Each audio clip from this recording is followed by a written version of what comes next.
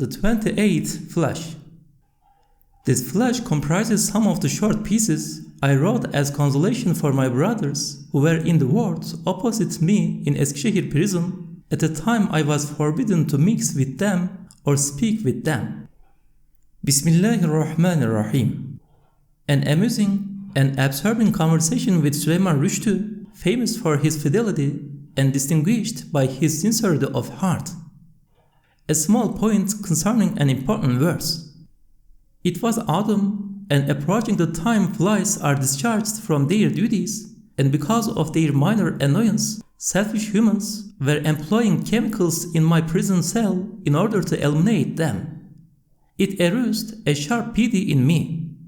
There was a washing line in my cell. In order to thwart the humans, the flies multiplied even more.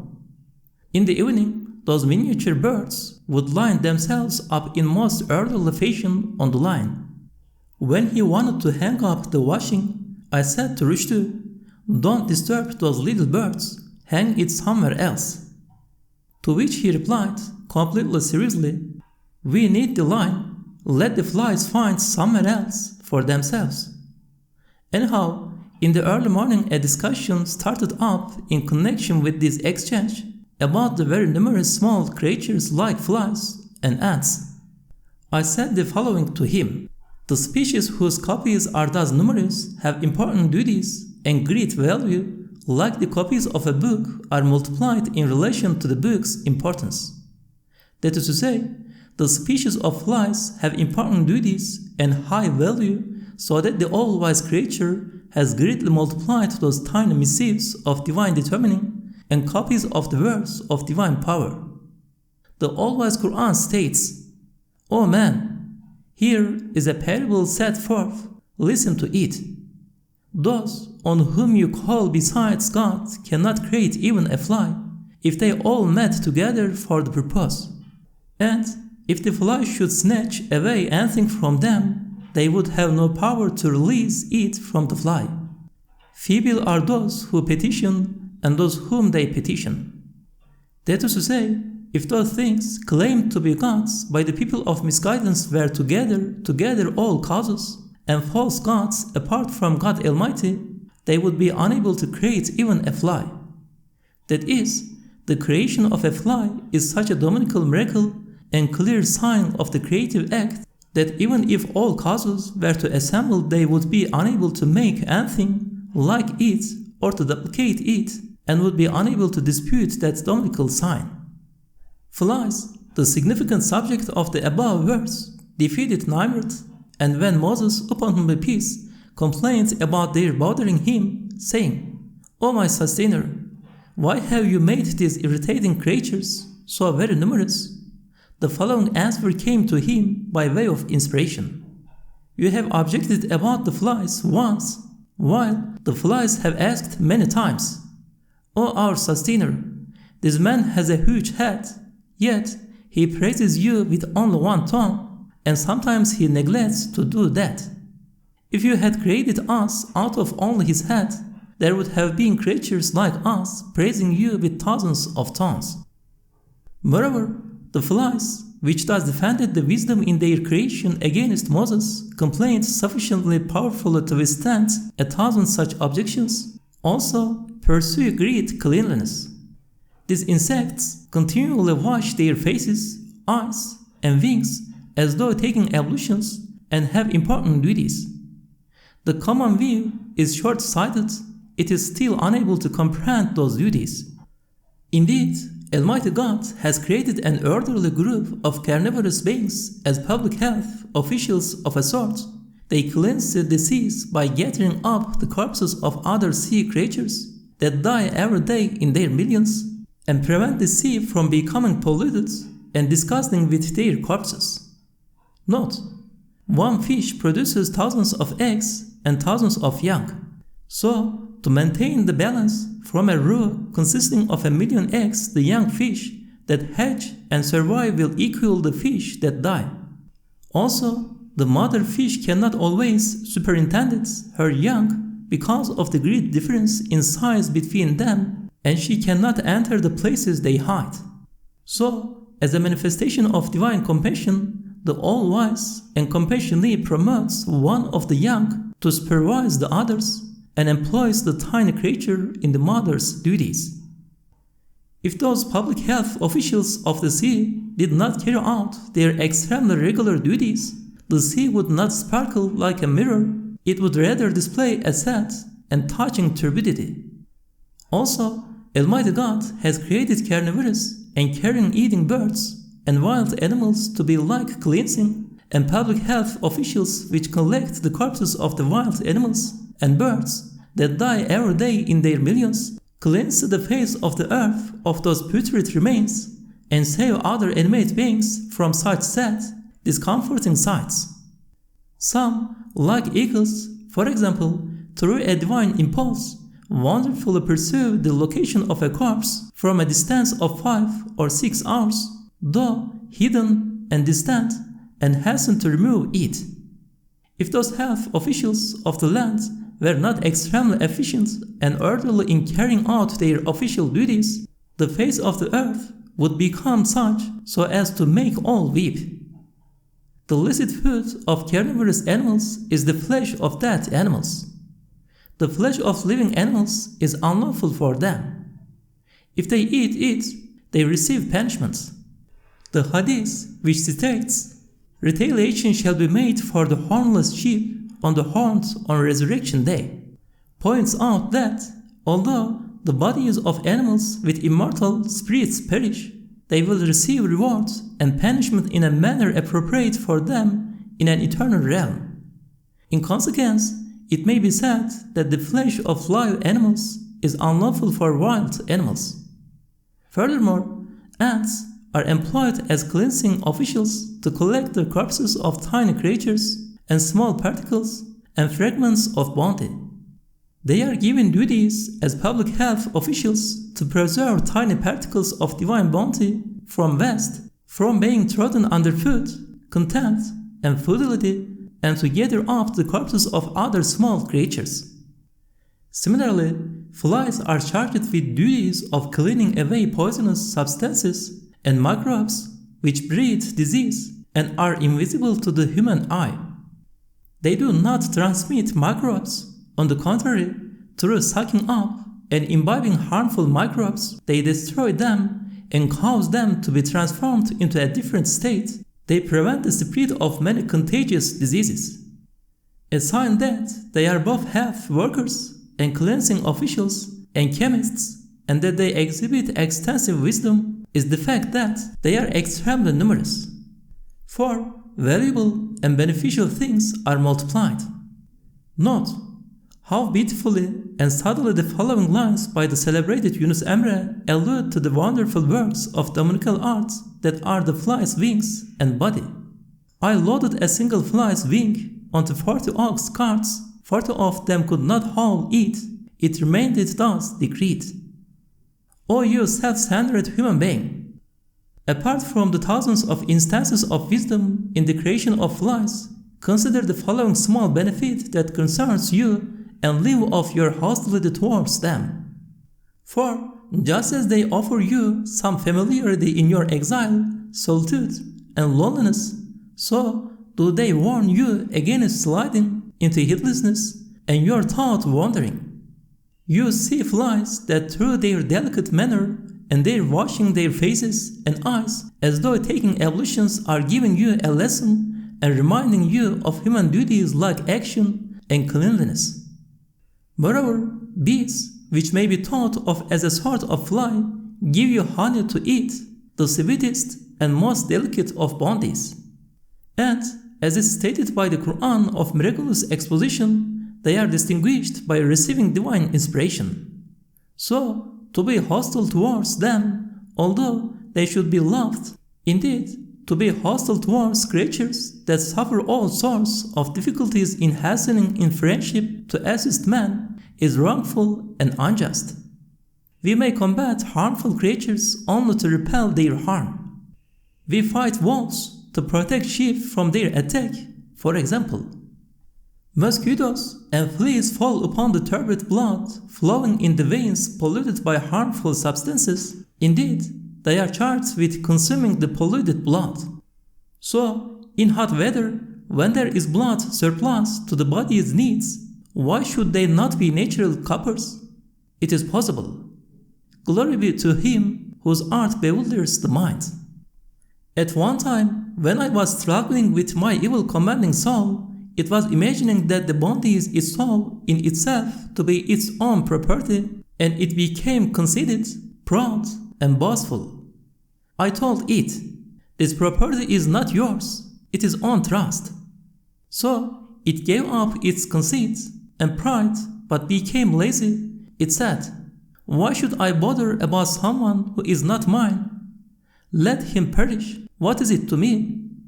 Suddenly, I saw that a fly had alighted on my hand and had started to thoroughly clean its eyes, face, and wings, which were its trust from God.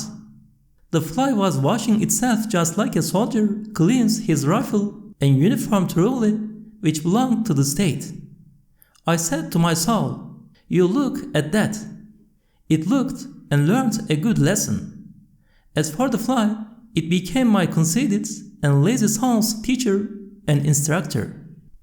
Fly excretion is not harmful medically. In fact, sometimes it is a sweet syrup. For it is not distant from dominical wisdom. It is indeed a function of that wisdom that while flies contain thousands of harmful substances, microbes, and poisons from what they have eaten, they are like tiny transformation and purification machines. Apart from bees, there are other species of flying insects that eat various putrid substances and then continuously excrete droplets of syrup in place of the filth. Note, at the end of spring, there is one species of small fly which is created in the form of a black mass that becomes struck to the branches of almond and wild apricot trees and remains there. In place of waste matter, droplets continues the flow from the flies. These drops are like honey, and other species of flies gather round them, suck them up.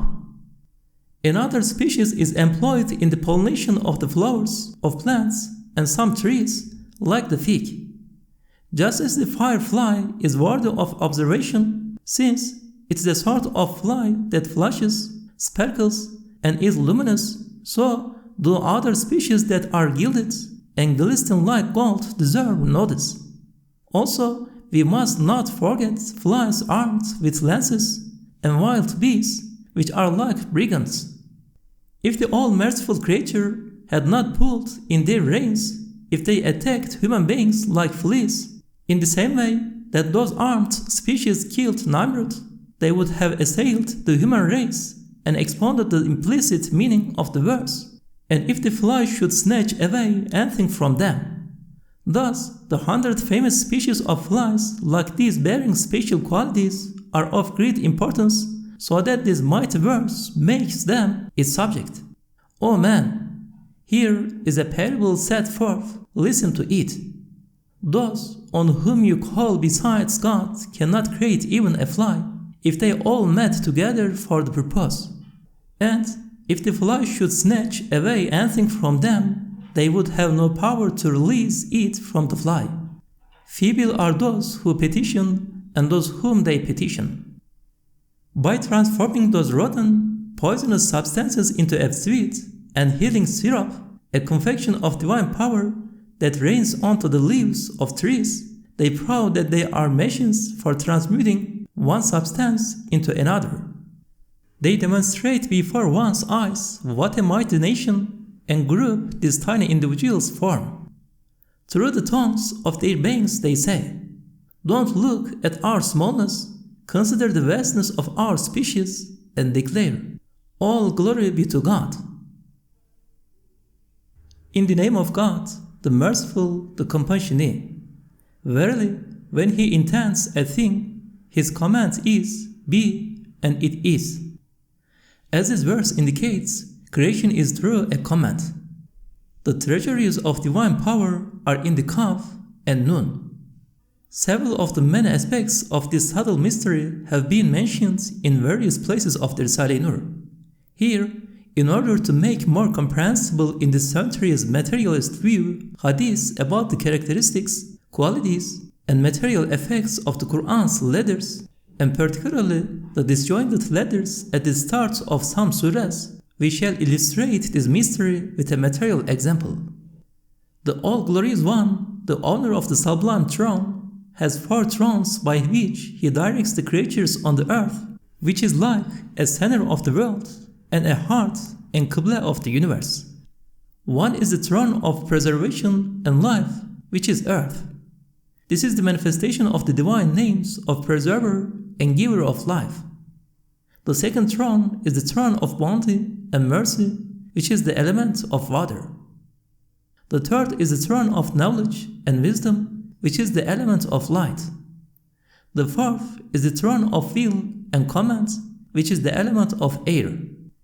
We see with our eyes that the minerals and innumerable various plants are formed from simple earth, through which are met the innumerable needs of animals and human beings, boundless multiplicity from unity with perfect order, and infinite variety of species from a simple element, innumerable regular embroideries on a plain page.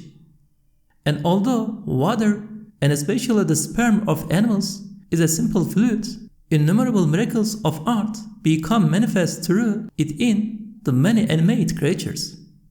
This shows that, similarly to these 2 thrones, light and air are the places of manifestation of the wondrous miracles of the pen of knowledge, command, and will of the pure eternal inscriber, the all-knowing one of glory, despite their simple nature.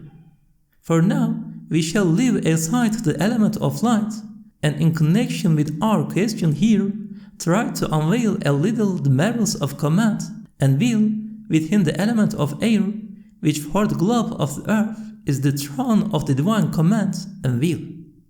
With the air in our mouths, we saw letters and words which at once sprout and send forth shoots. That is to say, in an instant, in no time at all, a word becomes a seed in the air, spreading in the surrounding air and producing the shoots of innumerable instances of the same word, great and small, in the air all around. We consider the element of air and we see that it is so obedient and subjugated to the commands of be, and it is that it is as if like a soldier in a regular army, each of its particles is as though ever awaiting its orders, demonstrating its compliance with and submission to commands manifested from the commands of be, arriving instantaneously from another particle far off.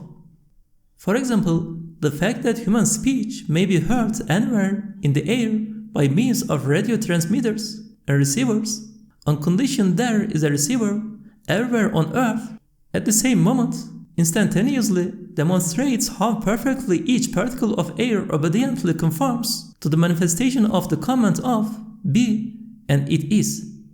In respect of sacredness, and in accordance with the mystery of compliance, the letters, which have an unstable existence in the air, may manifest many external effects and material qualities. Innumerable signs like these show that letters, which are the beings of the air, and especially sacred and Qur'anic letters, and in particular the letters of the divine ciphers at the beginning of some surahs, are orderly and infinitely sensitive, and as though listening to the instantaneous commands and acting accordingly. They therefore surely make the particles of air submit to their material qualities and wondrous properties, which reflect the manifestation of the command of be, and it is, and of pure eternal will. In consequence of this mystery, sometimes the Qur'an of miraculous exposition describes the works of divine power as though they proceed from the attributes of will and speech, meaning that they govern like power apart from utter speed of creation, submission of things, and subjugation of beings. That is to say, the letters proceeding from the creative commands govern in the existence of beings like a physical force, and the creative command is manifested identically with power and will. Yes, the works of will and the creative command appear to be identical with power in beings of this sort, whose physical existence is invisible, like the air, which is semi-material and semi-immaterial, indeed, they are identical with power. It is as though the Qur'an of miraculous exposition decrees, "Verily, when he intends a thing, his command is be, and it is," in order to attract attention to beings which are an isthmus between the material and the immaterial. It is thus in keeping with the sacred letters of the divine ciphers like Ha, Mim, Ta, Sin, and Alif, Lam, Mim, that they should each be switches among the particles of the air for causing the wires of the hidden, subtle relations to vibrate, and so be the means of the immaterial sacred wireless and telecommunications between the earth and divine throne. It is entirely reasonable that this should be their function. In addition to the duties of all particles of the air dispersed throughout the world, they are conforming to the commands in connection with such things as wireless, radios, telephones, and telegraphs, and acting as receivers and conductors of subtle forces such as electricity. I conjectured and observed even a further duty in the blossom of my almond tree. The stated tree acquired through the touch of the air in the blowing breeze, with its particles like receivers conforming to the same commands at the same instant, and all the trees on the face of the earth, like a disciplined army, afforded me a conviction as certain as 2 + 2 = 4. That is to say, the air is a swift and agile servant on the face of the earth, tending the guest of the most merciful and compassionate one. Resembling radio and telephone receivers and soldiers under orders, all its particles deliver the sacred commands of that most merciful one to the plants and animals. At the command of be and it is, they carry out numerous orderly duties, such as acting as fans for those creatures, aiding their respiration, that is, after performing the duty of purifying their blood, the water of life, and kindling their bodily heat, the fire of life, they emerge from them and are the means of forming words in their mouths. As a result of this quality of the air, when letters, the beings of the air, acquire sacredness, that is, when they take up the position of being receivers, that is, they take up the position of receivers because they are letters of the Qur'an and become like switches, and even more so when the letters at the start of some surahs become the sensitive central switches of those hidden relations, just as their existences in the air possess this quality, so their existences in the minds and even as inscriptions have a share in it. That is to say, like physical medicines, healing cures, and other purposes may be achieved by reading and writing those letters. Said Nursi. In the name of God, the merciful, the compassionate. Say, if the ocean were ink, wherewith to write out the words of my sustainer, sooner would the ocean be exhausted than would the words of my sustainer, even if we added another ocean like it for its aid. This mighty verse is a vast, elevated ocean. A large volume would be necessary to describe all its jewels. So, postponing those precious jewels to another time, for now I shall explain a few rays of a subtle point just to recall them. They appeared faintly to me a few days ago during the Tasbihat, recited following the 5 daily prayers, which is an important time for me, and struck my attention. I did not write them down at the time, and they gradually grew fainter.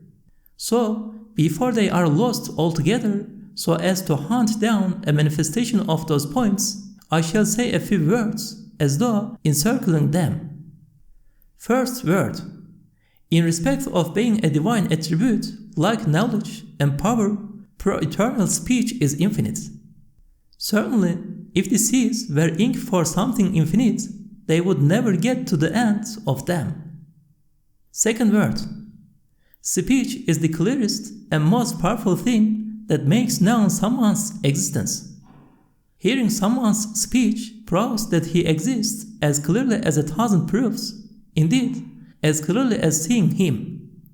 Thus, through its elusive meaning, this verse says, if the seas were inked to the extent of divine speech, which demonstrates the all-glorious sustainer's existence, and the trees were pens, and they were to write his speech, they would never come to the end of them. That is to say, just as any speech points to its own extent, and at the degree of witnessing to the existence of the one who spoke it, so the extent that the above speech points to and tells of the one who spoke it, the single and eternal besought one, is beyond measure, so that if all the seas were ink, they would still be insufficient for writing it. Third word. When teaching the truths of belief to all classes of men, the Qur'an of miraculous exposition apparently repeats the same truth, which is in accordance with the wisdom of establishing, verifying, and convincing them of a truth. This verse is in effect an answer to the entirely unjustifiable attacks of the Jewish scholars, who were the learned people of the book of the time, on the illustrious prophet, upon whom be blessings and peace, concerning this, because he was unlettered and not learned. It is as follows. The verse says, the repetition of a truth containing numerous benefits and results in different and miraculous ways for numerous instances of wisdom, such as verification and persuasion, does not arise from restricted speech or intellectual deficiency or lack of capital. Nor does the repetition of such matters as the pillars of belief comprising thousands of truths, each of which is infinitely valuable, in order to establish them in the hearts of the mass of people in particular.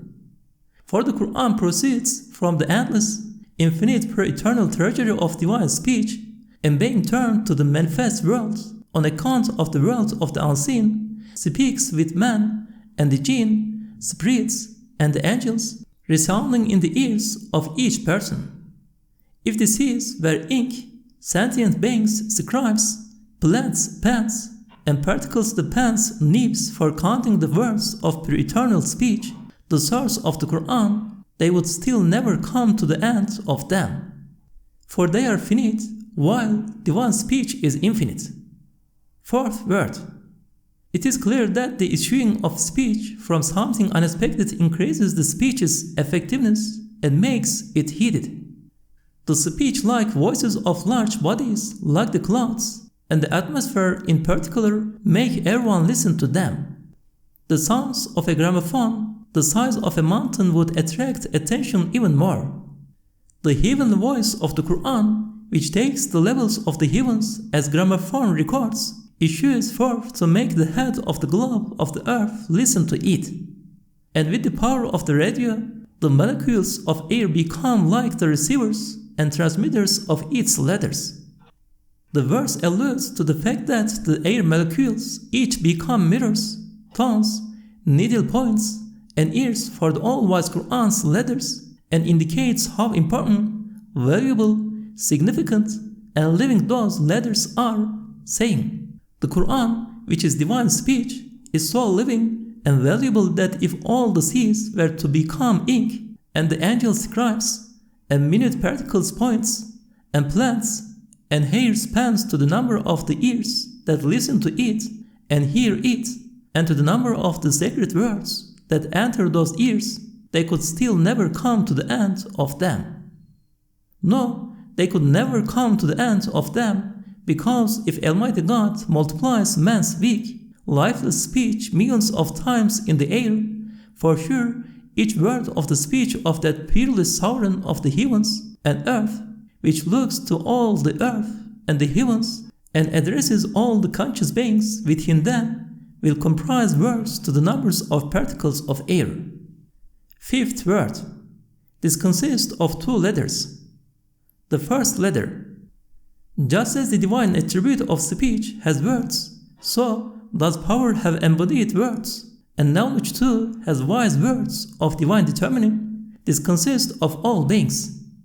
Living beings, and small creatures in particular, are each dominical words which point to the eternal speaker in a way more powerful than speech. If the seas were ink, they could never come to the end of them.